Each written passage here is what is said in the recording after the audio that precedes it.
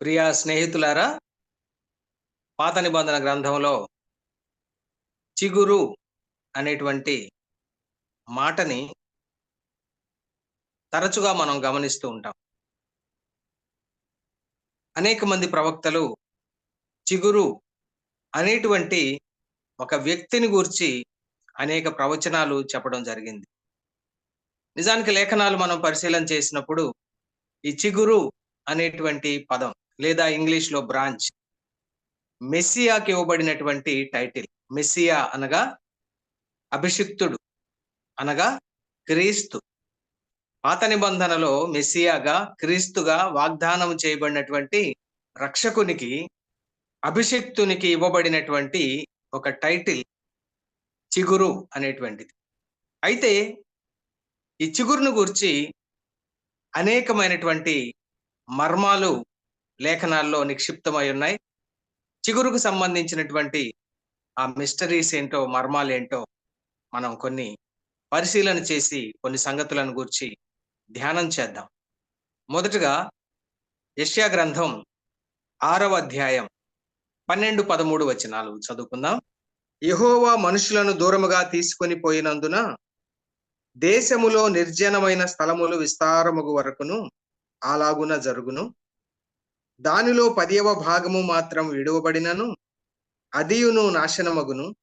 సింధూర మస్తకి వృక్షములు నరకబడిన తరువాత అది మిగిలియుండు మొద్దు వలె ఉండును.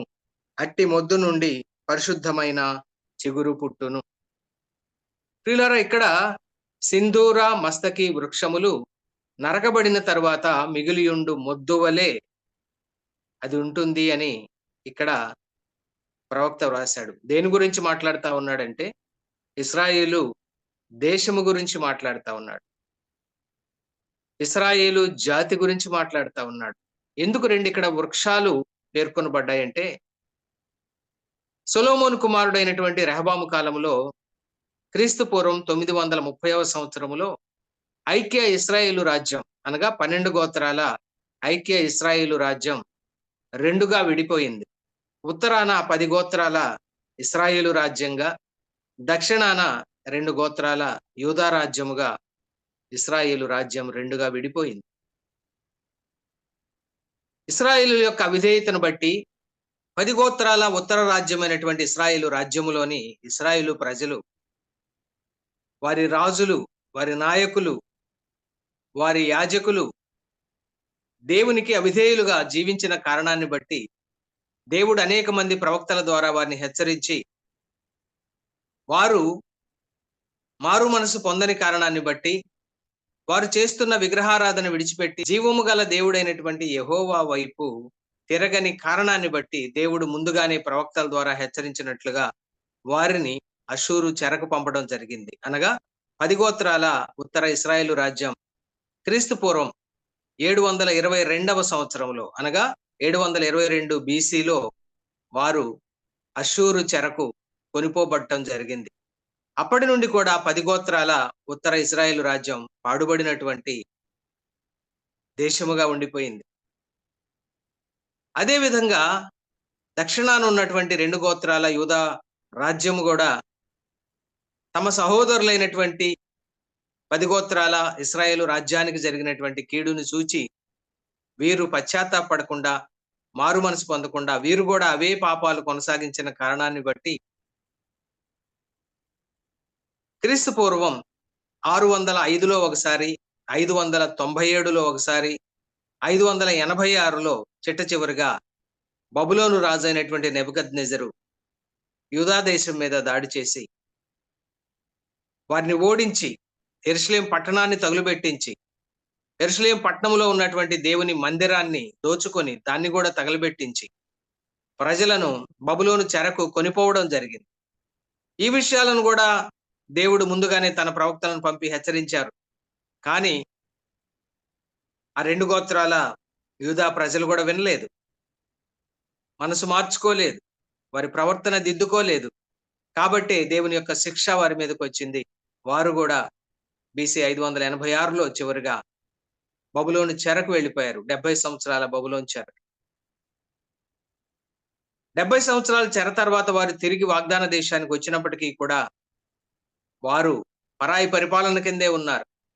అంటే వారి స్థితి ఎలా ఉందంటే, సింధూర మస్తకి వృక్షములు నరకబడిన తర్వాత మిగిలిపోయిన మొద్దులు ఎలా ఉంటాయో అలాంటి మోడుబారినటువంటి స్థితిలోనే తిరిగి వచ్చినటువంటి ఇశ్రాయేలు ప్రజలున్నారు. అలాంటి సందర్భంలో అట్టి మొద్దు నుండి పరిశుద్ధమైన చిగురు పుట్టును అని ఇక్కడ ప్రవక్త ప్రవచించాడు. ఈ ప్రవచన నెరవేర్పు 2025 సంవత్సరాల క్రితం, అనగా ఈ శక ఆరంభములో ప్రభు అయినటువంటి యేసుక్రీస్తు వారు వాగ్దానము చేయబడినటువంటి చిగురుగా ఇశ్రాయేలు దేశములోని బెత్లెహేములో జన్మించాడు. యేసుక్రీస్తు ప్రభు మెస్సియాగా వస్తాడని, యేసుక్రీస్తు ప్రభు స్త్రీ సంతానముగా వస్తాడని, ఇంకా అనేకమైనటువంటి ప్రవచనాలు బైబిల్ గ్రంథం మొట్టమొదటి పుస్తకమైనటువంటి ఆదికాండం నుండే తన ప్రవక్తల ద్వారా దేవుడు వాగ్దానం చేశాడు. చిగురు అనేటువంటి పదం మెస్సియాను ఉద్దేశించి ఇవ్వబడినటువంటి టైటిల్ అని, అది మన ప్రభు అయిన యేసుక్రీస్తు వారిని గురించి ఉద్దేశించిందని మనం పాత నిబంధన, క్రొత్త నిబంధన చదివినప్పుడు మనకు తేటగా అర్థమవుతుంది. ఇక్కడ చిగురు అనేటువంటి పదానికి ముందు పరిశుద్ధమైన చిగురు అనేటువంటి మాటను కూడా మనం గమనించవచ్చు. ఆ విధంగా చిగురు అనేటువంటి వ్యక్తి వస్తాడని మరికొందరు ప్రవక్తలు కూడా ప్రవచించారు. మీకు మరొక లేఖనాన్ని కూడా నేను మీకు చూపిస్తాను. జకర్యా గ్రంథం 3వ అధ్యాయం 8వ వచనం చదువుకుందాం.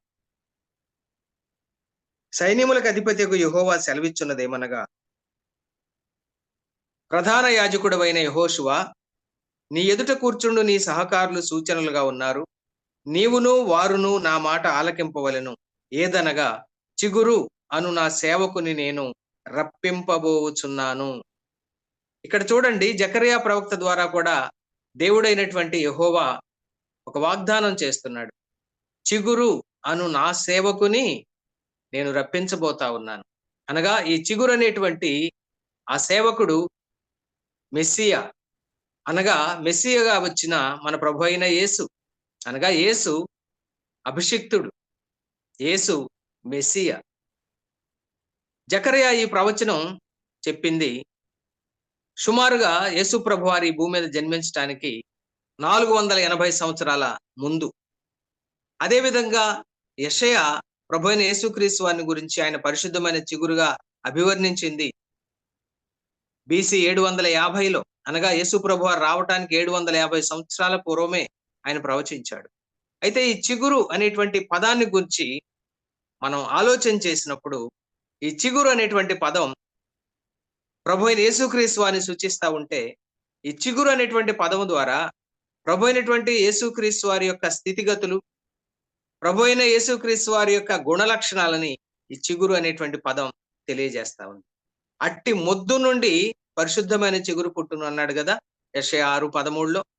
ఏ మొద్దు నుండి? మరొక మాట చూద్దామా? యెషయా గ్రంథం 11వ అధ్యాయం 1వ వచనం. యెషయి మొద్దు నుండి చిగురు పుట్టును, వాని వేరుల నుండి అంకురము ఎదిగి ఫలించును. చూసారా స్నేహితులారా? యెషయా 6:13లోనేమో అట్టి మొద్దు నుండి పరిశుద్ధమైన చిగురు పుట్టును అన్నాడు. ఏ మొద్దు అంటే, ఇక్కడ మన ప్రభు అయినటువంటి యేసుక్రీస్తు వారు శరీరధారిగా మానవుల రక్షణ కొరకై ఈ లోకానికి వచ్చినప్పుడు ఆయన ఏ కుటుంబంలో జన్మించబోతున్నాడో ముందుగానే ప్రవక్తలు ప్రవచించారు. యెషయి మొద్దు అనగా, యెషయి ఎవరు? సమూయేలు మొదటి గ్రంథం మనం చూసినప్పుడు రాజైన దావీదు యొక్క తండ్రిగా యెషయి అనేటువంటి వ్యక్తి మనకు పరిచయం అవుతాడు. ఈ యెషయి అనేటువంటి వ్యక్తి ఒక సామాన్యమైనటువంటి వ్యక్తి, ఎన్నికలైనటువంటి వ్యక్తి. దావీదే ఈ విషయాన్ని స్వయంగా చెప్పడం జరిగింది. సమూయేలు మొదటి గ్రంథం 18వ అధ్యాయం 18వ వచనంలో దావీదు స్వయంగా తన గురించి, తన కుటుంబం గురించి ఇచ్చిన సాక్ష్యం. అందుకు దావీదు, రాజునకు అల్లుడనగుటకు నేను ఎంతటి వాడను, నా స్థితి అయినను ఇశ్రాయేలులో నా తండ్రి కుటుంబమైనను ఏపాటిదని సౌలుతో అనెను. చూడండి, ఎన్నిక లేని కుటుంబం యెషయి కుటుంబం. అలాంటి ఎన్నిక లేని కుటుంబం నుండి యెషయి మొద్దున పుట్టిన చిగురుగా మన ప్రభు అయిన యేసుక్రీస్తు వారి లోకానికి వచ్చాడు. నిజానికి ఇక్కడ చెప్పబడినటువంటి యెషయి మొద్దు నుండి పుట్టినటువంటి చిగురు యేసు ప్రభువారే అని, లేదా యెషయా గ్రంథం 6:13లో చెప్పబడిన అట్టి మొద్దు నుండి పుట్టిన పరిశుద్ధమైన చిగురు మన ప్రభు అయిన యేసుక్రీస్తు వారే అంటానికి మరికొన్ని రుజువులు కూడా మనం చూద్దాం. ఇర్మియా గ్రంథం 23వ అధ్యాయం 5-6 వచనాల్లో కూడా ఈ చిగురు గురించినటువంటి ప్రవచనాలు ఉన్నాయి. ఒకసారి అది గమనిద్దాం. యెహోవా ఇలాగు ఆజ్ఞ ఇచ్చుచున్నాడు, రాబో దినములలో నేను దావీదునకు నీతి చిగురును పుట్టించెదను. యెషయా 6:13 ఏమన్నాడండి? పరిశుద్ధమైన చిగురు.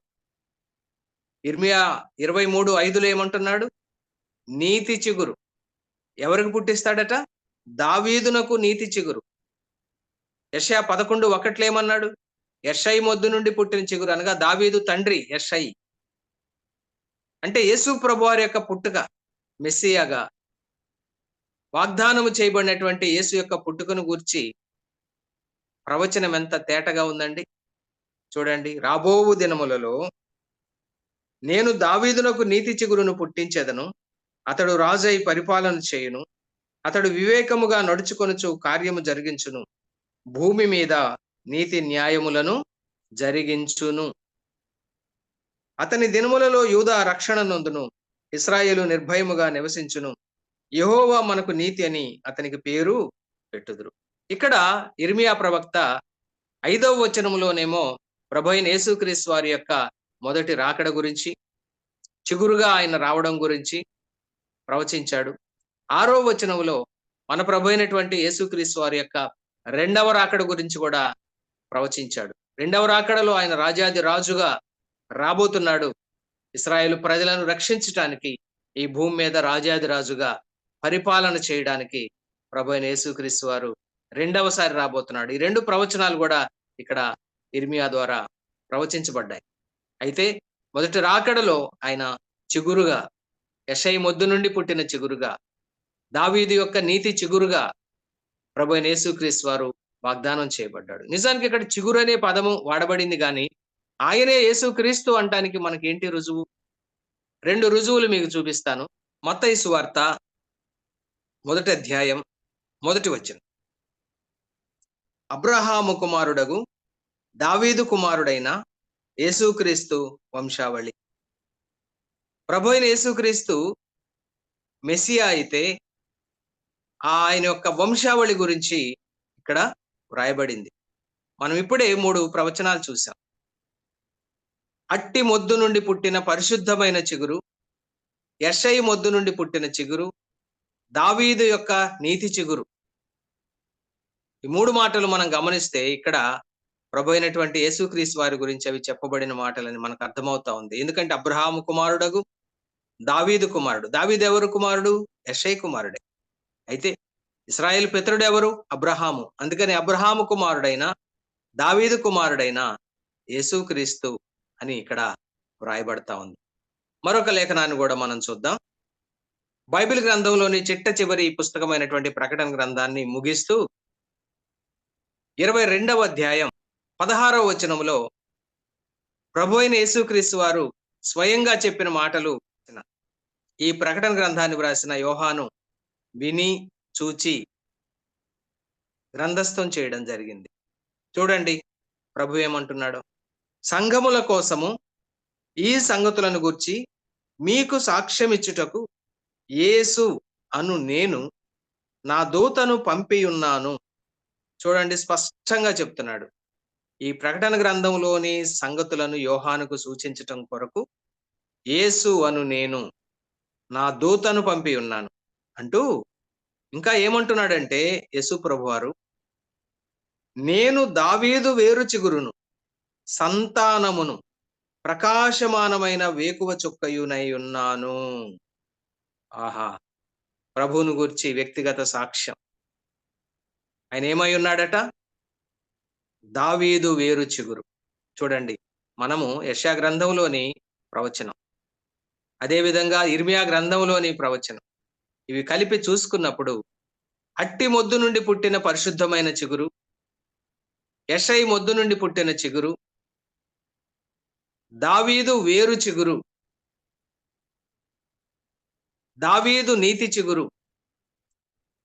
ఈ 3 ప్రవచనాలు కూడా మన ప్రభు అయిన యేసుక్రీస్తు వారిని గురించి చెప్పబడిన ప్రవచనాలని చాలా స్పష్టంగా ఈ ప్రకటన గ్రంథం 22:16లో మనకు అర్థమవుతా ఉంది.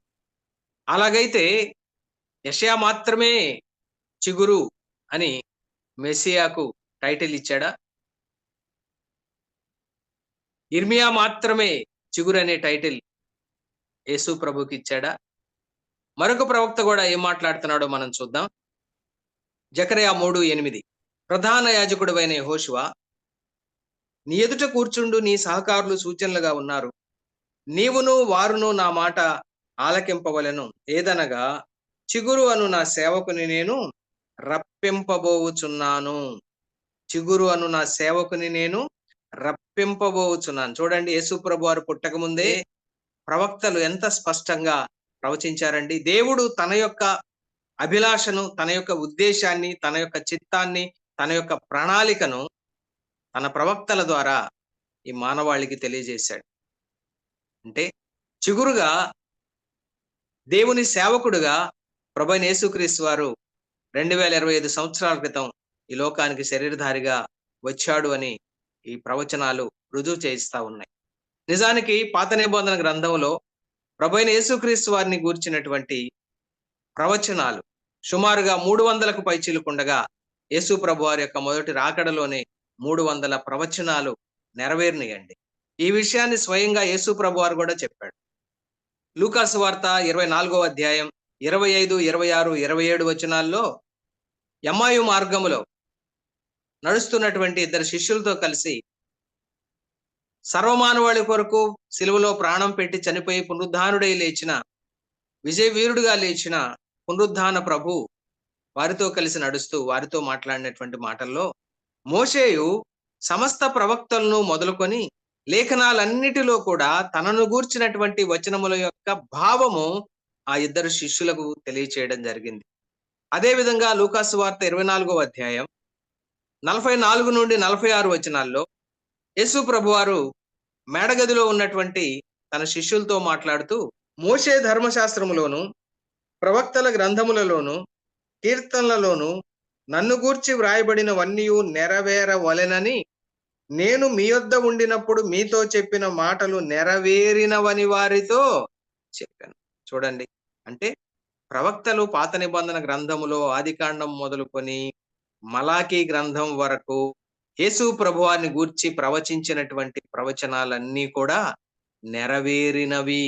అనగా యేసు ప్రభువారి యొక్క మొదటి రాకడను గూర్చినటువంటి ప్రవచనాలు, అనగా యేసు ప్రభువారి యొక్క జన్మ, ఆయన ఈ భూమి మీద జీవించిన 33.5 సంవత్సరాల జీవితం, ఆయన యొక్క సువార్త పరిచర్య, ఆయన యొక్క స్వస్థత కార్యాలు, ఆయన చేసిన అద్భుతాలు, మహత్కార్యాలు, ఆయన యొక్క శిలువ మరణం, భూస్థాపన, పునరుద్ధానం, ఆయన యొక్క ఆరోహణం, ఇవన్నీ కూడా అవి జరగక మునిపే కొన్ని వందల సంవత్సరాల క్రితం ప్రవక్తలు ప్రవచించారు. అంటే మోషే మొదలుకొని సమస్త ప్రవక్తలు, అనగా బైబిల్ పాత నిబంధనలోని మొట్టమొదటి పుస్తకాలైనటువంటి 5 పుస్తకాలు రాసినటువంటి మోషే మొదలుకొని పాత నిబంధనలో చిట్ట చివరి గ్రంథమైనటువంటి ప్రవక్త అయినటువంటి మలాకి వ్రాసినటువంటి గ్రంథం వరకు కూడా వీళ్ళందరూ కూడా యేసు ప్రభువుని గూర్చి ప్రవచించారు. ఆ ప్రవచనాలన్నీ మొదటి రాకడకు సంబంధించి యేసు ప్రభు వారి యొక్క మొదటి రాకడలో ఆ ప్రవచనాలన్నీ కూడా నెరవేరినాయి అని చెప్పి యేసు ప్రభు వారే స్వయంగా తెలియజేశారు. ఇప్పుడు చిగురు అనేటువంటి ఈ పదం వెనకున్నటువంటి కొన్ని మర్మాలను, మిస్టరీస్ ని మనము తెలుసుకుందాం లేఖనాల్లో నుండే. ఆయన పరిశుద్ధమైన చిగురు అని ఎందుకు పిలువబడ్డాడు అంటే దీనికి సమాధానం లూకా సువార్త 1వ అధ్యాయం 26 నుండి 35 వరకు ఉన్నటువంటి వచనాలలో యేసు ప్రభువారు ఈ భూమి మీద జన్మించక ముందు ఆయన కన్య మరియ గర్భాన ఒక శిశువుగా జన్మిస్తాడని చెప్పి పరలోకము నుండి పంపబడినటువంటి గబ్రియేల్ అనేటువంటి ఒక దేవదూత మరియతో మాట్లాడినటువంటి మాటల్లో కొన్ని సంగతులను మీకు చదివి వినిపిస్తాను. ఇదిగో నీవు గర్భము ధరించి కుమారుని కని ఆయనకు యేసు అను పేరు పెట్టుదువు. ఆయన గొప్పవాడై సర్వోన్నతుని కుమారుడు అనబడును. ప్రభు అయిన దేవుడు ఆయన తండ్రి అయిన దావీదు సింహాసనమును ఆయనకిచ్చును. ఆయన యాకోబు వంశస్థులను యుగయుగములు ఏలును. ఆయన రాజ్యము అంతం లేనిదై ఉండునని ఆమెతో చెప్పాను. అందుకు మరియా, నేను పురుషుని ఎరుగని దాననే, ఇదేలాగు జరుగునని దూతతో అనగా, దూత, పరిశుద్ధాత్మ నీ మీదికి వచ్చును, సర్వోన్నతుని శక్తి నిన్ను కమ్ముకొనును, కనుక పుట్టబోవు శిశువు పరిశుద్ధుడై దేవుని కుమారుడనబడును. బైబిల్ గ్రంథములో చెప్పబడినటువంటి దేవుడు, ఆది కాండం మొదలుకొని ప్రకటన గ్రంథం వరకు కూడా ఆ దేవుడు పరిశుద్ధుడు. దేవదూతలు గాన ప్రతిగానాలతో ఆ దేవుణ్ణి పరిశుద్ధుడు, పరిశుద్ధుడు, పరిశుద్ధుడని ఆయన పరిశుద్ధతను చూచి ఆ దేవుణ్ణి, ఆయన పరిశుద్ధతను కీర్తించటం మనం చూస్తాం. అదే విధంగా పరిశుద్ధుడైన దేవుని కుమారుడైన యేసు మానవుల రక్షణ కొరకై ఈ భూమి మీద శరీరధారిగా జన్మించినప్పుడు కూడా ఆయన పరిశుద్ధాత్మ శక్తి ద్వారా కన్య గర్భాన జన్మించాడు. కాబట్టి యేసు కూడా ఈ లోకంలో పరిశుద్ధుడుగా జన్మించాడు. ఈ భూమి మీద 33.5 సంవత్సరాలు పరిశుద్ధుడుగానే జీవించాడు. నాలో పాపం ఉన్నదని మీలో ఎవరు నిరూపించగలరని ఒక సవాలు విసిరాడు. కాబట్టి అట్టి మొద్దు నుండి పరిశుద్ధమైన చిగురు పుట్టును. చూడండి, ఆయన పరిశుద్ధుడు. లేఖనాలు సాక్ష్యమిస్తా ఉన్నాయి. హెబ్రీ పత్రిక 7:26లో యేసు ప్రభువారి గురించి ఆయన పవిత్రుడు, నిర్దోషి, నిష్కల్మషుడు, పాపులలో చేరక ప్రత్యేకముగా ఉన్నవాడు అని వ్రాయబడింది. కాబట్టి పరిశుద్ధమైనటువంటి చిగురు మన ప్రభు అయిన యేసుక్రీస్తు వారిలో ఆ ప్రవచనం నెరవేరింది. తర్వాత జకర్యా గ్రంథంలో మనం చూసాం, చిగురు అను నా సేవకుని నేను రప్పింపబోతున్నాను అని. అంటే ప్రభు అయిన యేసుక్రీస్తు వారే ఆ చిగురైతే ఆయన సేవకుడిగా వచ్చాడా ఈ భూమి మీదకి? అవునండి, లేఖనాలు అలానే చెప్తా ఉన్నాయి. యెహోవా దేవుని యొక్క సేవకుడిగా ఆయన ఈ భూమి మీదకి దిగి వచ్చాడు. ఆయన చేసిన సేవ ఏంటి? ఒక మాట గమనిద్దాం ఆయన సేవకత్వం గురించి. యెషయా గ్రంథం 49వ అధ్యాయం 6వ వచనం. నీవు యాకోబు గోత్రపు వారిని ఉద్ధరించున్నట్లును, ఇశ్రాయేలులో తప్పింపబడిన వారిని రప్పించున్నట్లును నా సేవకుడువై ఉండుట ఎంతో స్వల్ప విషయము. ఇక్కడ దేవుడు మాట్లాడుతా ఉన్నాడు. యెహోవా దేవుడు ఈ చిగురు అనబడినటువంటి సేవకుడిని ఉద్దేశించి మాట్లాడుతా ఉన్నాడు. అనగా మన ప్రభు అయిన యేసుక్రీస్తు వారిని ఉద్దేశించి ఈ మాట మాట్లాడుతున్నాడు. ఇది జరగక ముందే ప్రవచన రూపంలో ఈ సంభాషణ జరగడం జరిగింది. ఇంకా ఏమంటున్నాడంటే, భూదిగంతముల వరకు నీవు నేను కలుగజేయు రక్షణకు సాధనమగుటకై అన్యజనులకు వెలుగై ఉండునట్లు నిన్ను నియమించి ఉన్నాను. చూడండి ప్రియులారా, చిగురు అనబడినటువంటి మన ప్రభు అయిన యేసుక్రీస్తు వారే మరి ఈ లోకానికి ఒక సేవకుడిగా వస్తే ఆయనకు అప్పగింపబడినటువంటి సేవకత్వం ఏంటి, ఆయన చేసిన సేవ ఏంటి? ఇక్కడ 2 విషయాలు మనం చూస్తున్నాం. ఒకటి, ఆయన ఈ భూమి మీదకి సేవకుడిగా వస్తే ఆయన చేసిన సేవ ఏంటంటే, మొట్టమొదటిగా ఇశ్రాయేలు ప్రజలను ఉద్ధరించటం, అనగా ఇశ్రాయేలీయులను రక్షించటం, ఇశ్రాయేలీయులను, తప్పిపోయిన ఇశ్రాయేలీయులను దేవుని యొద్దకు సమకూర్చటం. ఇది మొదటి సంగతి అయితే. రెండవది ఏంటంటే, భూదిగంతముల వరకు దేవుడు కలగజేసేటువంటి రక్షణకు ప్రభు అయిన యేసుక్రీస్తు సాధనంగా ఉండటం కొరకు ఆయన సేవకుడిగా వచ్చాడు. అంటే ఇక్కడ మనము సులువుగా 2 మాటల్లో చెప్పుకోవాలంటే, యేసు ప్రభు యొక్క సేవకత్వంలో మొదటి సంగతి ఇశ్రాయేలు ప్రజలను రక్షించి దేవుని యొద్దకు సమకూర్చటం. రెండవది, ఇశ్రాయేలీయులు కాని ఈ భూమి మీద ఉన్నటువంటి మిగిలినటువంటి అన్యజనులుగా పిలువబడినటువంటి మానవాళినంతటిని కూడా రక్షించి దేవుని యొద్దకు సమకూర్చటం. ఈ 2 పనులు ఒక సేవకునిగా, ఈ సేవకత్వం చిగురు అని పిలువబడిన సేవకునికి, అనగా మన ప్రభు అయిన యేసుక్రీస్తుకి అప్పగించటం జరిగింది. తండ్రి అయిన దేవుడు అప్పగించాడు. అందుకనే ప్రవక్త అయినటువంటి జకర్యా ద్వారా కూడా జకర్యా గ్రంథం 3:8లో చిగురు అను నా సేవకుని నేను రప్పింపబోతున్నాను అన్నాడు. అనగా ప్రభువు పుట్టక ముందే, సేవకుడిగా ఈ లోకానికి రాకముందే ఆయన గురించి చెప్పబడినటువంటి ప్రవచనం.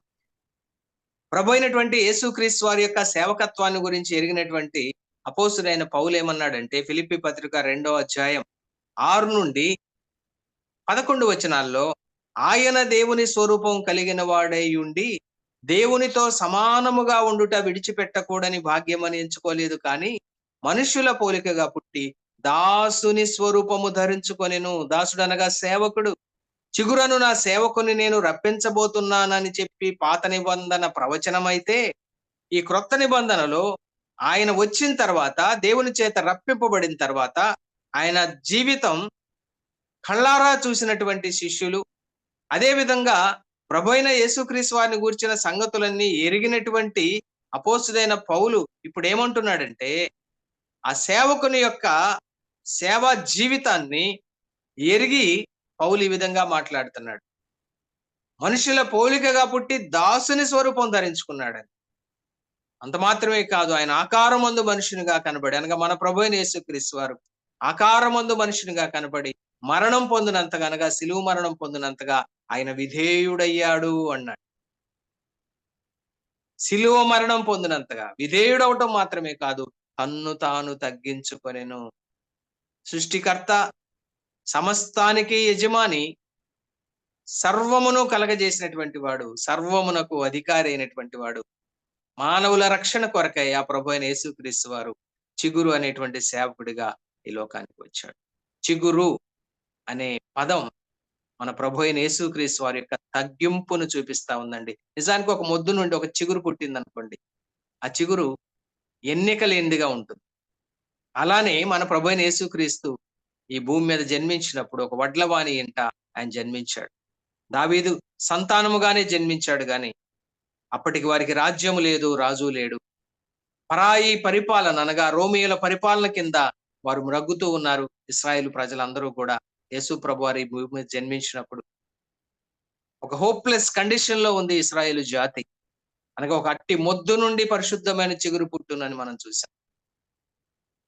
అంటే నిరీక్షణ లేనటువంటి జీవితంలో, నిరీక్షణ లేనటువంటి పరిస్థితుల్లో ఇశ్రాయేలు జీవిస్తున్న సందర్భంలో, అలాంటి కాలమాన పరిస్థితుల్లో, ఆ స్థితిగతుల్లో ఇశ్రాయేలీయులు ఉన్నప్పుడు యేసు ప్రభువారు ఒక చిగురుగా జన్మించాడు అట్టి మొద్దు నుండి. అయితే చిగురు అనగా ఎన్నిక లేనిది అని మనకు తెలుసు, బలహీనమైనది. అందుకనే యెషయా కూడా 53వ అధ్యాయంలో సేవకుడైనటువంటి ఈ చిగురు గురించి అనేక విషయాలు ఆయన ప్రవచించాడు అక్కడ. ఎండిన భూమిలో మొలిచిన లేత మొక్కతో ఆయన్ని పోల్చాడు. అంటే ఎన్నిక లేని జీవితం. యేసుప్రభు వారు జన్మించినప్పుడు ఒక పేద వడ్లవాని ఇంట, యోసేపు అనేటువంటి వడ్లవాని ఇంట ఆయన జన్మించాడు.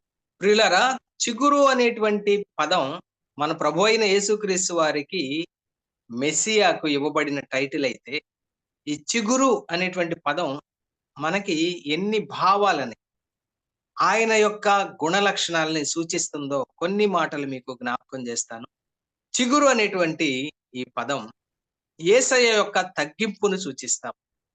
ఇక రెండవదిగా, ఈ చిగురు అనేటువంటి పదం యేసయ్య యొక్క సాత్వికం, దీనత్వం, మృదుత్వాన్ని సూచిస్తా ఉంది. ఇక పరిశుద్ధమైన చిగురు అనేటువంటి మాట మన ప్రభు అయినటువంటి యేసుక్రీస్తు వారి యొక్క పరిశుద్ధ జన్మను, అదే విధంగా ఆయన ఈ భూమి మీద జీవించిన 33.5 సంవత్సరాల కాలపు పరిశుద్ధ జీవితాన్ని ఈ పరిశుద్ధమైన చిగురు అనే మాట సూచిస్తా ఉంది. నీతి చిగురు అనేటువంటి మాట ప్రభు అయిన యేసుక్రీస్తు నీతిమంతుడు, ఆయన దేవుని యొక్క నీతిని కలిగిన వాడు అని మనకు సూచిస్తా ఉంది. ఇక వేరు చిగురు అనేటువంటి పదం ప్రభు అయిన యేసుక్రీస్తులోని జీవాన్ని, ఆయన ద్వారా వచ్చే ఫలింపుని, ఆయన ద్వారా వచ్చే అభివృద్ధిని ఈ పదం సూచిస్తా ఉంది. అలాగైతే ఎంత అద్భుతమైనటువంటి పోలిక. మన ప్రభు అయిన యేసుక్రీస్తు చిగురుతో పోల్చబడడం, చిగురుగా పిలువబడడం. ఎందుకంటే చిగురు అను నా సేవకుడని దేవుడే స్వయంగా సంతోషంగా చెప్పినటువంటి మాట ప్రియులారా. కన్య మరియ గర్భాన యేసుప్రభు వారు జన్మించాడు. అదే యేసుప్రభు వారి జీవితంలో 33.5 సంవత్సరాలు జీవించాడు. 3.5 సంవత్సరాల పరిచర్య జీవితంలో యేసుప్రభు వారి యొక్క పాండిత్యాన్ని చూచి, ఆయన చేసే అద్భుతాలు చూసి, ఆయన చేతి ద్వారా చేయబడిన మహత్కార్యాలు చూసి అనేక మంది ఆయన తృణీకరించారు. ఈయన వడ్లవాని కుమారుడు కాడా, ఈయన మరియ కుమారుడు కాడా అనగా తృణీకార భావంతో ఆ మాట మాట్లాడారు. After all he is a carpenter's son అన్నారు. After all he is a carpenter అన్నారు. అంటే తృణీకార భావంతో వారు మాట్లాడారు. ఎన్నిక లేనటువంటి జీవితాన్ని, యేసు ప్రభు వారి యొక్క ఎన్నిక లేని జీవితాన్ని ఈ చిగురు అనేటువంటి పదం మనకి విశ్లేషిస్తా ఉంది. ఇక ఇర్మియా గ్రంథం 23వ అధ్యాయం 5వ వచనము 6వ వచనములో ఆ ప్రవచనాలు ఏ విధంగా నెరవేరినాయి అనేది కూడా మనం గమనిద్దామండి. ఇర్మియా గ్రంథం 23వ అధ్యాయం 5వ వచనం. యెహోవా ఇలాగా ఆజ్ఞిస్తున్నాడు, రాబో దినములలో నేను దావీదునకు నీతి చిగురును పుట్టించెదను. ఇది ప్రవచనం నెరవేరింది. 2025 సంవత్సరాల క్రితం ప్రభువైన యేసుక్రీస్తు వారు బెత్లెహేములో ఒక సత్రములో ఉన్నటువంటి పశువుల శాలలో పరిశుద్ధమైన శిశువుగా జన్మించాడు. ఈ ప్రవచనం నెరవేరింది యేసు ప్రభు వారి మొదటి రాకడలో. తర్వాత ఏమంటున్నాడు ఇర్మియా అంటే, అతడు రాజై పరిపాలన చేయును. ప్రియులారా గమనించండి, యేసు ప్రభు వారి యొక్క మొదటి రాకడలో ఈ ప్రవచనం అక్షరార్థంగా నెరవేరలేదు, కానీ ఆత్మీయంగా నెరవేరింది. ఎందుకంటే యేసు ప్రభు వారు పుట్టినప్పుడు తూర్పు దేశపు జ్ఞానులు వచ్చారు. నిజానికి వారు వచ్చి అప్పుడు యూదా దేశాన్ని పరిపాలిస్తున్న రాజైన హేరోదు యొక్క అంతఃపురానికి వచ్చి వారు అడుగుతూ ఉన్నారు, యూదుల రాజుగా పుట్టిన వాడు ఎక్కడున్నాడు? తూర్పున ఆయన నక్షత్రాన్ని చూచి మేము ఆయన్ని పూజించడానికి వచ్చాము అని చెప్పినప్పుడు ఆ హేరోదు భయపడ్డాడు.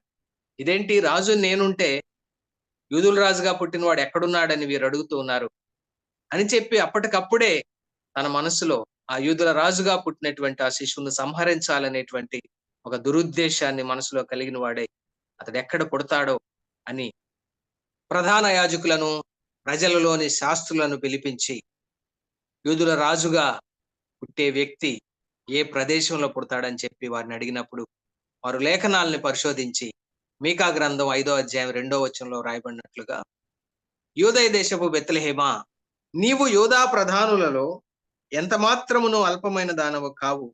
ఇశ్రాయేలును నా ప్రజలను పరిపాలించు అధిపతి నీలో నుండి వచ్చును అనేటువంటి మీకా ప్రవక్త ద్వారా ప్రవచింపబడినటువంటి ప్రవచనాన్ని వారు లేఖనాల్లో నుండి చదివి వినిపించినప్పుడు హేరోదుకు అర్థమైంది. అదే విధంగా తూర్పు దేశం నుండి వచ్చిన జ్ఞానులకు అర్థమైంది, ఆయన యూదయ దేశపు బెత్లెహేములో జన్మించాడని చెప్పి. ఆ నక్షత్రం సూచిస్తున్నటువంటి మార్గం గుండా వారు వెళ్ళి పరిశుద్ధమైన చిగురుగా, పరిశుద్ధమైన శిశువుగా పుట్టినటువంటి యేసును కనుగొని ఆయనకు సాగిలపడి ఆయనను పూజించి తాము తెచ్చినటువంటి కానుకలు ఆయనకు సమర్పించారు. అలాగైతే ఆయన రాజుగానే వచ్చాడు. ఎందుకంటే జ్ఞానులు అన్నారు యూదుల రాజుగా ఆయన పుట్టాడు అని. అదేవిధంగా యేసు ప్రభు వారు పిలాతు అనేటువంటి రోమా గవర్నర్ దగ్గరకు ఒక నేరస్తునిగా తీసుకొని రాబడినప్పుడు పిలాతు అడిగాడు, నీవు యూదుల రాజువా అని. యేసు ప్రభు వారు అన్నాడు, అవును, నీవన్నట్టు నేను రాజునే అన్నాడు. అయితే వెంటనే ఏమన్నాడంటే, నా రాజ్యం ఇహలోక సంబంధమైన రాజ్యం కాదు. ఒకవేళ నా రాజ్యమే గనక ఇహలోక సంబంధమైన రాజ్యం అయితే నా సేవకులు నేను నీకు అప్పగింపబడకుండా వారు పోరాడేవారు అని పిలాతుతో మాట్లాడడం జరిగింది. అవునండి, యేసు ప్రభు వారు మొదటి రాకడలో రాజుగానే వచ్చాడు, కానీ ఆయన రాజ్యం ఈ లోక సంబంధమైన భౌతిక రాజ్యం కాదు. యేసు ప్రభు వారు మొదటి రాకడ ఆయన సర్వమానవాళి రక్షణ కొరకై తన్ను తాను తగ్గించుకొని ఒక సేవకునిగా వచ్చినటువంటి రాకడ. ఆ రాకడలో ఆయన రాజ్యం ఆత్మీయ రాజ్యం. అంటే యేసు ప్రభు వారి యొక్క శిలువ మరణ పునరుద్ధానాల్లో, ఆయన పవిత్ర రక్త ధారల్లో, తద్వారా సిద్ధపరచబడిన రక్షణలో ఎవరైతే విశ్వాసం ఉంచుతారో, యేసు ప్రభుని రక్షకునిగా, ప్రభువుగా హృదయంలో విశ్వసించి నోటితో ఒప్పుకొని రక్షణ పొంది ఆయన్ని తమ హృదయాల్లో చేర్చుకుంటారో, అలాంటి వారి అందరి హృదయాల్లో కూడా ఆయన రాజుగా ఆత్మీయ రాజ్యాన్ని పరిపాలిస్తూ ఉన్నాడు. అదే సంఘం. సంఘం అనే ఆయన ఆత్మీయ రాజ్యానికి ఆయన రాజుగా ఉన్నాడు. వారి హృదయం అనే దేవాలయంలో కొలువు తీరి ఆత్మీయ రాజ్యాన్ని పరిపాలిస్తున్న ఆత్మీయ రాజుగా ఉన్నాడు. అయితే త్వరలో ఆయన రెండవసారి రాబోతా ఉన్నాడు. ఈసారి ఆయన ఎలా రాబోతున్నాడో చాలా స్పష్టంగా లేఖనాలు, ప్రవచనాలు అనేకం ఉన్నాయి. ఒకటి నేను మీకు చూపిస్తాను. ప్రకటన గ్రంథం 19వ అధ్యాయం 16వ వచనం. రాజులకు రాజును, ప్రభువులకు ప్రభువును అను నామము ఆయన వస్త్రం మీదను తొడ మీదను వ్రాయబడి ఉన్నది. రాజులకు రాజుగా, ప్రభులకు ప్రభువుగా ఆయన తండ్రి అయిన దావీదు సింహాసనం మీద అధిష్ఠించటానికి ఆయన రాజుగా రాబోతున్నాడు. మరియమ్మ గారికి గబ్రియేలు దూత ద్వారా చెప్పబడిన ప్రవచనం ఇదే కదా. ఆయన తన తండ్రి అయిన దావీదు సింహాసనాన్ని అధిష్ఠించి యుగ యుగములు ఆయన రాజుగా పరిపాలిస్తాడని చెప్పబడింది కదా. రెండవ రాకడలో ఆ ప్రవచనం నెరవేరుతుందండి. ఇప్పుడు మనం ఇర్మీయా గ్రంథం 23వ అధ్యాయం 5, 6 వచనాలు కూడా మరొకసారి కనుక మనం చదువుకున్నట్లయితే ఈ ప్రవచనం ఎంత స్పష్టంగా నెరవేరబోతా ఉందో మనకి అర్థమవుతుంది ప్రియులారా. అతడు రాజై పరిపాలన చేయును, అతడు వివేకముగా నడుచుకొనుచు కార్యము జరిగించును, భూమి మీద నీతి న్యాయములను జరిగించును. అంటే ఇది మొదటి రాకడలో ఈ ప్రవచనం నెరవేరింది. రెండవ రాకడలో మరింతగా నెరవేరబోతా ఉంది. ఒకటి, రాజై పరిపాలించాడు. ఇప్పుడే మనం చెప్పుకున్నాం, యేసు ప్రభుని నమ్మిన, రక్షణ పొందిన విశ్వాసుల హృదయాల్లో ఆయన రాజై పరిపాలించాడు. అదే విధంగా వివేకముగా నడుచుకొనుచు కార్యము జరిగించును. అంటే ఏ సేవకత్వం మీద సేవకుడిగా ఈ లోకానికి వచ్చాడు. అపోస్తుల కార్యం గ్రంథం 4వ అధ్యాయంలో 28వ వచనంలో అపోస్తుడైన పేతురు అంటాడు, నీ పరిశుద్ధ సేవకుడైన యేసు అంటాడు. అదే విధంగా 30వ వచనంలో కూడా నీ పరిశుద్ధ సేవకుడైన యేసు అంటాడు. అంటే ప్రభు అయిన యేసు దేవుని యొక్క పరిశుద్ధ సేవకుడు, చిగురు అనే సేవకుడు. ఆయన జరిగించిన సేవకత్వం ఇశ్రాయేలు ప్రజలను రక్షించటం, అదే విధంగా అన్య జనాంగం అంతటిని కూడా రక్షించటం. అయితే మొదటి రాకడలో ఇశ్రాయేలు జనాంగాన్ని రక్షించటం అనేటువంటి కార్యం అది జరగలేదు ప్రియులారా. కారణం ఏంటి? యోహాను సువార్త 1వ అధ్యాయం 11వ వచనంలో ఆయన అనగా మన ప్రభు అయిన యేసుక్రీస్తు వారు తన స్వకీయుల యొద్దకు వచ్చాడు, కానీ అనగా ఇశ్రాయేలు ప్రజల దగ్గరకు వచ్చాడు. ఎందుకంటే ఆయన సేవకత్వంలోని మొదటి అంకం ఏంటి? ఇశ్రాయేలును రక్షించటం. కాబట్టి ఆయన అనగా మన ప్రభు అయిన యేసుక్రీస్తు చిగురైనటువంటి సేవకుడిగా తన సొంత ప్రజలు స్వకీయుల యొద్దకు అనగా ఇశ్రాయేలు ప్రజల యొద్దకు వచ్చాడు, కానీ ఆయన స్వకీయులు ఆయనను అంగీకరించలేదు. కాబట్టి మొదటి రాకడలో ఇశ్రాయేలు రక్షణ జరగలేదు.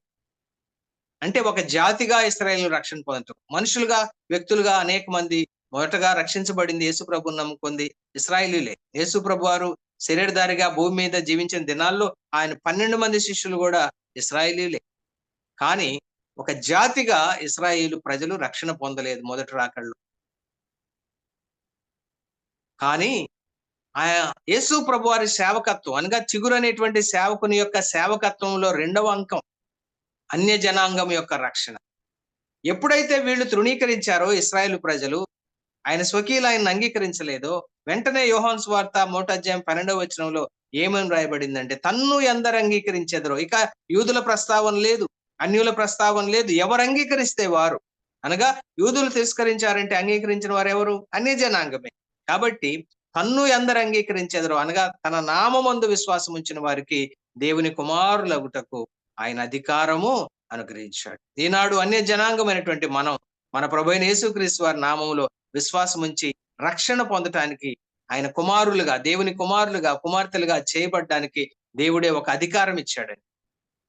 ఎవరైతే సువార్తను అనగా యేసు ప్రభు వారి యొక్క శిలువ మరణ పునరుద్ధానాలను గురించినటువంటి రక్షణ సువార్తను విని యేసు నామములో విశ్వాసం ఉంచుతారో వారు రక్షణ పొందుతున్నారు, దేవుని కుమారులుగా, కుమార్తెలుగా తీర్చబడుతున్నారు. ఇది చిగురైనటువంటి సేవకుడు, ఆ మెస్సియా, ఆ ప్రభువైన యేసుక్రీస్తు యొక్క సేవకత్వంలోని రెండవ అంకం. మనం రక్షించబడ్డాం, అన్ని జనాంగం రక్షించబడింది. అయితే మొదటి అంకం సంగతి ఏంటి? మొదటి రాకడలో వారు రక్షణ పొందల ఇశ్రాయేలీయులు. అయితే ప్రభువైన యేసుక్రీస్తు వారి యొక్క రెండవ రాకడలో ఇశ్రాయేలు జనాంగం అంతా రక్షణ పొందబోతా ఉంది. మనం ఆ ప్రవచనాన్ని కూడా గమనిద్దాం. ఇప్పుడు ఇర్మీయా గ్రంథం 23వ అధ్యాయంలోని 6వ వచనాన్ని చూద్దాం. అతని దినములలో యూదా రక్షణ నొందును. ఎవరి దినములలో? 5వ వచనంలో చెప్పాడు కదా, రాబో దినములలో నేను దావీదునకు నీతి చిగురును పుట్టించెదను అంటూ 6వ వచనంలో అంటాడు. అతని దినములలో యూదా రక్షణ నొందును, ఇశ్రాయేలు నిర్భయముగా నివసించును. అనగా యూదా ఇశ్రాయేలు జనాంగం అందరూ కూడా రక్షణ పొందుతారండి. ఈ విషయాన్నే రోమీయులకు రాస్తూ అపోస్తుడైన పౌలు గారు కూడా చాలా స్పష్టంగా యేసు ప్రభు వారి యొక్క రెండవ రాకడలో ఇశ్రాయేలు ప్రజలందరూ ఏ విధంగా రక్షణ పొందబోతున్నారో రాశారు. అన్య జనాంగమైనటువంటి మనతో మాట్లాడుతూ రోమాపత్రిక 11వ అధ్యాయం 25, 26, 27 వచనాల్లో పౌలు గారు ఈ విధంగా వ్రాస్తున్నారు. సహోదరులారా, మీ దృష్టికి మీరే బుద్ధిమంతులమని అనుకొనకుండునట్లు మనతో మాట్లాడుతున్నాడు, అన్ని జనాంగమైన మనతో. ఈ మర్మము మీరు తెలుసుకొనగోరుచున్నాను, అదేమనగా అన్యజనుల ప్రవేశము సంపూర్ణమగు వరకు ఇశ్రాయేలునకు కఠిన మనస్సు కొంత మట్టుకు కలిగెను. వారు ప్రవేశించినప్పుడు విమోచకుడు సియోనులో నుండి వచ్చి యాకోబులో నుండి భక్తిహీనతను తొలగించును. విమోచకుడు అనగా మన ప్రభు అయిన యేసుక్రీస్తు వారి యొక్క రెండవ రాకడను గూర్చి పౌలు గారు ఇక్కడ మాట్లాడుతున్నాడు. రెండవ రాకడ అంటే మనం ఇప్పుడు సంఘం ఎదురు చూస్తున్న రహస్య రాకడ కాదు. సంఘం ఎత్తబడిన 7 సంవత్సరాల తర్వాత యేసు ప్రభు వారు ఆయనతో పాటు సంఘం అంతా కూడా పరలోకము నుండి భూమి మీదకి దిగి వచ్చేటువంటి సందర్భం. అప్పుడు యేసు ప్రభు వారి యొక్క రెండవ రాకడలోని రెండవ భాగమైనటువంటి ప్రత్యక్ష రాకడలో ఆయన ఈ భూమి మీదకి దిగి వచ్చినప్పుడు యాకోబులో నుండి భక్తిహీనతను తొలగించును. నేను వారి పాపములను పరిహరించినప్పుడు నా వలన వారికి కలుగు నిబంధన ఇదియే అని వ్రాయబడినట్టు ఇశ్రాయేలు జనులందరూ రక్షింపబడుదురు. ప్రియులారా చూడండి, ఇర్మియా 23:6లో కూడా చెప్పబడినటువంటి ఈ ప్రవచనం ఎంత స్పష్టంగా ఒక దినాన అతి త్వరలో నెరవేరబోతా ఉందో మనం ఇక్కడ తెలుసుకుంటా ఉన్నాం. యేసు ప్రభువారి యొక్క ప్రత్యక్ష రాకడలో ఇశ్రాయేలు ప్రజలు రక్షించబడిన తర్వాత యేసు ప్రభువారు ఈ భూమి మీద 1000 ఏళ్ల పాటు రాజులకు రాజుగా, ప్రభులకు ప్రభువుగా ఈ లోకమంతటిని కూడా పరిపాలించబోతా ఉన్నాడు. కాబట్టి ఈ ప్రవచనాలన్నీ కూడా ఏ విధంగా మొదటి రాకడ ప్రవచనాలు నెరవేరినాయో,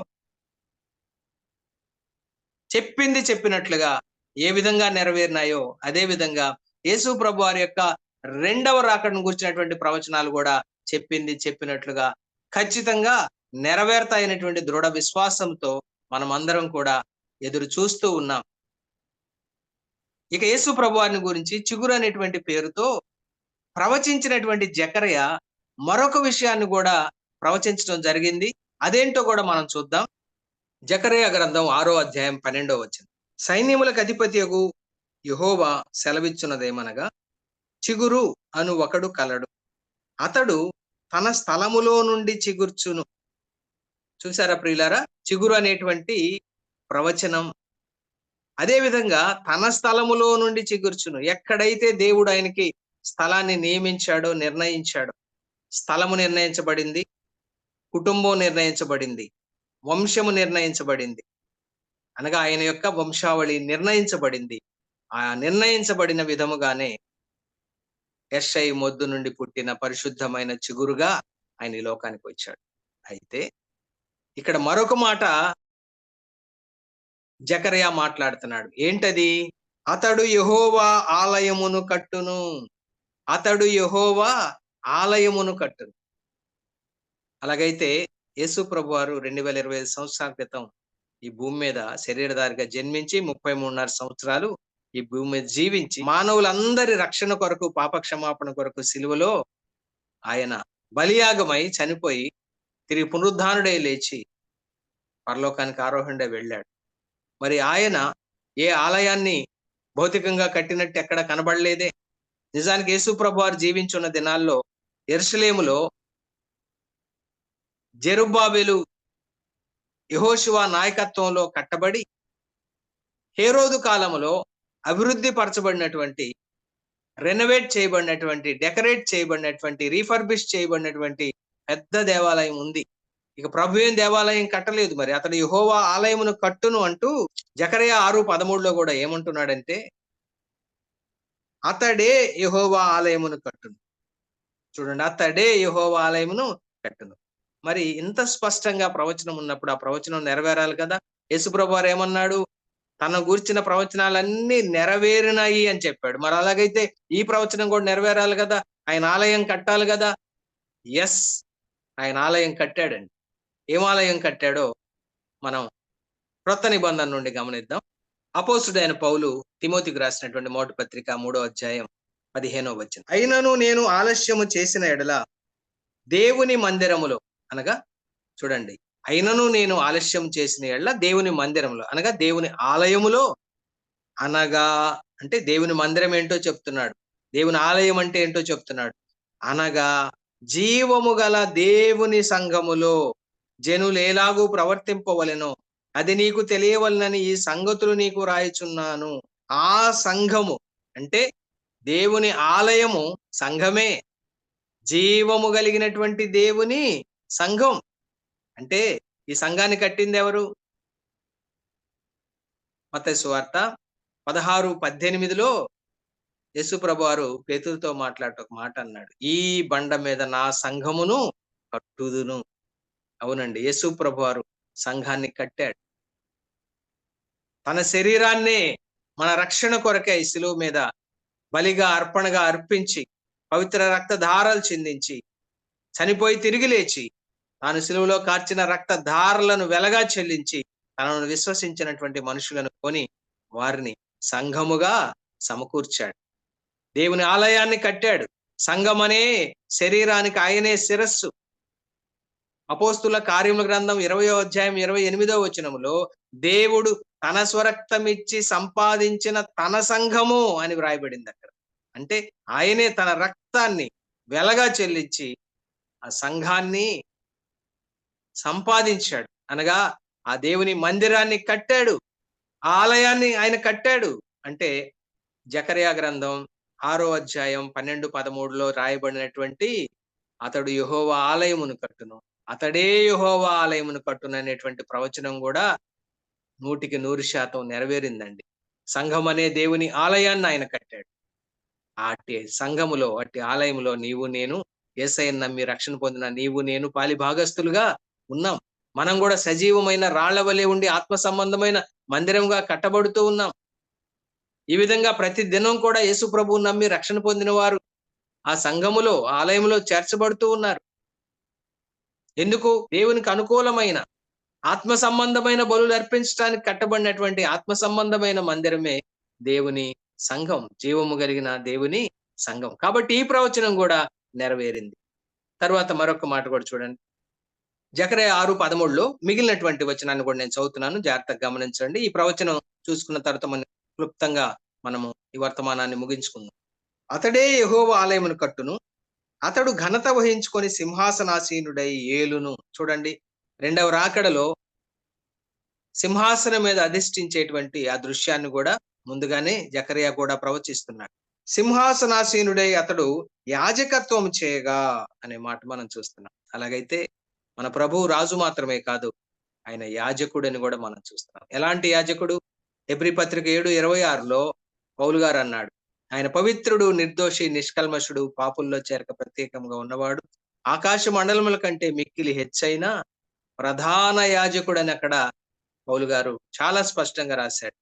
7, 8, 9, 10 అధ్యాయాల్లో హెబ్రీ పత్రికలో చూస్తే ప్రధాన యాజకుడైన యేసును గూర్చిన అనేక సంగతులు పౌలు గారు తేటగా రాశాడు. అలాగైతే మన ప్రభు రాజాది రాజు, మన ప్రధాన యాజకుడు. కాబట్టి ఈ ప్రవచనం కూడా 100% నెరవేరింది. మొదటి రాకడలో ఆత్మీయ రాజ్యం, రెండవ రాకడలో భౌతిక రాజ్యం, 1000 ఏళ్ల మిలీనియం పరిపాలన ఈ భూమి మీద జరగబోతా ఉంది ప్రియులారా. అలాగైతే ప్రియ సహోదరుడా, ప్రియ సహోదరి, ఈనాడు విశ్వాసులమైనటువంటి మనకు ఇందులో పాఠం ఏంటి? మన ప్రభు సృష్టికర్తగా, నిర్మాణకుడిగా, సమస్త విశ్వానికి అధిపతిగా ఉండి కూడా మన రక్షణ కొరకై తన్ను తాను తగ్గించుకొని వచ్చాడు. అందుకని అపోస్తలుడైన పౌలు ఫిలిప్పీయులతో మాట్లాడుతూ 2వ అధ్యాయం 5వ వచనంలో క్రీస్తు యేసు కలిగిన ఈ మనస్సు మీరును కలిగి ఉండండి అన్నాడు. అంటే తగ్గింపు మనసు. అందుకని ఆయన చిగురుగా వచ్చాడు మొదటి రాకడలో. అంటే తన్ను తాను తగ్గించుకొని వచ్చాడు. తనకున్న సమస్తాన్ని త్యజించి వచ్చాడు.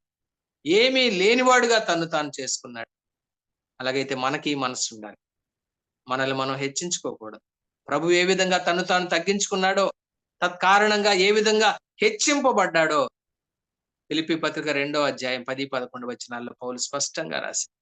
పరలోకమందు గాని, భూమి యందు గాని, భూమి కింద గాని ఉండే ప్రతి నామం కంటే కూడా పై నామము యేసయ్యకు అనుగ్రహించబడింది. ఎందుకు? ఆయన తన్ను తాను తగ్గించుకున్నాడు, తన్ను తాను రిక్తునిగా చేసుకున్నాడు, ఆయన విధేయుడయ్యాడు కాబట్టి లేఖనాల్లో సువార్తల్లో యేసు ప్రభు వారు కూడా స్వయంగా చెప్పాడు, తన్ను తాను తగ్గించుకున్నవాడు హెచ్చింపబడును, తన్ను తాను హెచ్చించుకున్నవాడు తగ్గింపబడును అని. అలాగైతే ప్రియ సహోదరుడా, సహోదరి, నిన్ను నువ్వు తగ్గించుకుంటే దేవుడు నిన్ను హెచ్చిస్తాడు. పేతురు భక్తుడు ఒక మాట అన్నాడు, తగిన సమయమందు ఆయన మిమ్మును హెచ్చించినట్లు ఆయన బలిష్టమైన చేతి కింద దీన మనస్కులై ఉండండి అన్నాడు. ఆహా! అలా ఉండటం నేర్చుకుంటే మనం ఎంత ధన్యులమవుతాం. తగిన సమయంలో దేవుడు మనల్ని హెచ్చిస్తాడు. ఎప్పుడు? మనల్ని మనం తగ్గించుకుంటాం. అదే విధంగా తన్ను తాను హెచ్చించుకునేవాడు తగ్గించబడతాడు. అలాంటి మనసు మనకెవ్వరికీ ఉండకుండును గాక. యేసు ప్రభువారి యొక్క చిగురు అనేటువంటి తగ్గింపు జీవితం, ఎన్నిక లేని జీవితం మనకు నేర్పిస్తున్న పాఠాలేంటి? యేసు ప్రభువారి మొదటి రాకడలో ఆయన ఎంతగా సహించాడు. తన్ను సిలువ వేసిన వారిని కూడా, తండ్రి వీరేమి చేయుచున్నారో వీరు ఎరుగరు గనుక దీన్ని క్షమించమని తండ్రికి ప్రార్థన చేశాడు. తన్ను హింసించిన వారిని, తన మొహం మీద ఉమ్మివేసిన వారిని, కొరడాలతో కొట్టిన వారిని, చేతులు కాళ్ళల్లో మేకులు కొట్టిన వారిని, ప్రక్కలో బల్లెపోటు పొడిచిన వారిని, ప్రతి ఒక్కరిని కూడా తండ్రి వీరేం చేస్తున్నారో వీరు ఎరుగరు గనుక వీరిని క్షమించమని వేడుకున్నాడు. అలాంటి మనస్సు ప్రియులారా మనం కూడా కలిగి ఉండాలని ప్రభు ఆశిస్తున్నాడు. యేసు ప్రభు నమ్ముకున్నాం, రక్షించబడ్డాం, దేవుని ఇంటివారుగా చేయబడ్డాం, దేవుని కుమారులుగా కుమార్తెలుగా ఉండటానికి అధికారం పొందాం. మనం కూడా మన విశ్వాస జీవితాన్ని ఎలా కొనసాగించాలో ఒక మాట మీకు జ్ఞాపకం చేస్తాను. కొలస్సై పత్రిక 3:12 కాగా దేవుని చేత ఏర్పరచబడిన వారును పరిశుద్ధులను ప్రియులైన వారికి తగినట్లు మీరు జాలిగల మనస్సు, దయాళుత్వము, వినయము, సాత్వికము, దీర్ఘశాంతము ధరించుకొనుడి. ఇవన్నీ కూడా మన ప్రభు శరీరధారిగా ఈ భూమి మీద జీవించినప్పుడు కలిగి ఉన్న లక్షణాలు. అవి మనం కూడా కలిగి ఉండాలి. ఎవడైనాను తనకు హాని చేసినని ఒకడనుకొనిన ఎడల ఒకనినొకడు సహించుచు ఒకనినొకడు క్షమించుడి. ప్రభువు మిమ్మును క్షమించిన లాగున మీరును క్షమించండి. చూడండి, ప్రభు మనల్ని క్షమించాడు, తనను హింసించిన వారిని క్షమించాడు. కాబట్టి ప్రభు ఎలాగూ క్షమించాడో మనం కూడా ఒకరిని ఒకడు క్షమించుకుందాం. ఈ చిగురు అనేటువంటి సేవకుడిగా, పరిశుద్ధమైన చిగురుగా, యెషయి మొద్దు నుండి పుట్టిన చిగురుగా, అట్టి మొద్దు నుండి పుట్టిన చిగురుగా, చిగురు అనేటువంటి సేవకుడిగా ఈ లోకానికి 2025 సంవత్సరాల క్రితం వచ్చి సర్వమానవాళి రక్షణ కొరకు సేవకత్వం జరిగించుకొని, ఆ సేవకత్వాన్ని విజయవంతంగా ముగించుకొని పరలోకానికి ఆరోహణుడై వెళ్ళి ఈనాడు పరలోకములో భూమి మీద ఆయన నమ్మినటువంటి ఆయన బిడ్డలు, ఆయన సంఘము కొరకు పరలోకంలో నివాసాలు సిద్ధం చేసి త్వరలో తిరిగి రాబోతున్నాడు. ఆయన యొక్క రహస్య రాకడ కొరకు మనం ఎదురు చూస్తున్నాం. తన సంఘాన్ని, వధువును తీసుకొని వెళ్ళటం కోసం యేసు ప్రభువారు అతి త్వరలో రాబోతున్నాడు. ఇంకా ఎవరైనా సిద్ధంగా లేకపోతే నేడే మిక్కులు అనుకూలమైన సమయం, నేడే రక్షణ దినం. యేసు ప్రభు నమ్ముకుంటే రక్షణ, ఉచిత రక్షణ. కాబట్టి నమ్మువారు దేవుని కృపచేత క్రీస్తు యేసునందలి విమోచనము ద్వారా ఉచితముగా నీతిమంతులని తీర్చబడతా ఉన్నారు. ఆ విధంగా రక్షించబడతా ఉన్నారు. రక్షణ పొందని వారు రక్షణ పొందటానికి కేవలం విశ్వాసం అంతే. విశ్వాసము ద్వారా కృపచేత రక్షణ. అదే విధంగా ఇంతకు ముందే రక్షించబడినటువంటి వారు నిర్లక్ష్యంగా ఉండకుండా యేసు ప్రభు రాకడ అతి సమీపంగా ఉందని గుర్తెరిగి నమ్మి రక్షణ పొందిన విశ్వాసులు నమ్మకంగా జీవించాలి. అనగా భక్తితో, పరిశుద్ధమైన ప్రవర్తనతో జీవిస్తూ ఉన్నట్లయితే ప్రభు వచ్చినప్పుడు సంతోషంతో, సిగ్గుపడనక్కర్లేని ముఖాలతో విశ్వాసులందరూ ప్రభువుని ఎదుర్కొనే అవకాశం ఉంటుందండి. అలాగూ ప్రభు రాకడ కొరకు మనల్ని మనం సిద్ధపరచుకుందాం. ఇంకా యేసు ప్రభువుని నమ్ముకొని రక్షణ పొందని వారి రక్షణ కొరకు మనం నిత్యము ప్రార్థన చేద్దాం. మొదటి రాకడలో చిగురుగా, సేవకునిగా ఈ లోకానికి వచ్చి మనందరికి ఒక మాదిరి ఉంచిపోయినటువంటి యేసు ప్రభు వారి యొక్క అడుగు జాడల్లో మనం నడుద్దాం. అలాగూ చేయటానికి పరిశుద్ధాత్మ దేవుడు మనందరికీ తగిన సహాయం దయచేయును గాక. దేవుడు తన మాటలను దీవించును గాక. ఈ వాక్యం విన్న మీ అందరినీ కూడా దేవుడు నిండారులుగా దీవించును గాక. ఆమేన్.